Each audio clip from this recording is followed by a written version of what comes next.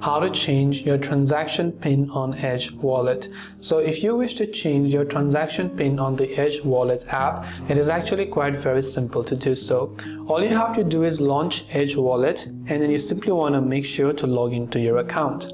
Once you log in, let's say that you want to change your transaction PIN. Tap on the three lines icon located at the top right hand side of the screen. Then from here you want to simply navigate towards settings. Once you navigate towards settings, here you can see change PIN, but currently we cannot access it. So first you have to tap to unlock the account settings and enter your current password first. So once you enter your current password, just tap on the submit button from the bottom. Now you will enable these options where all you have to do is tap on change PIN. Now you do not need to enter your current PIN, you simply have to choose a new PIN that you want to change to. So simply enter the new PIN that you want to change to, then tap on done, and you can see right here it says PIN has been successfully changed. Now you can tap on OK and come back.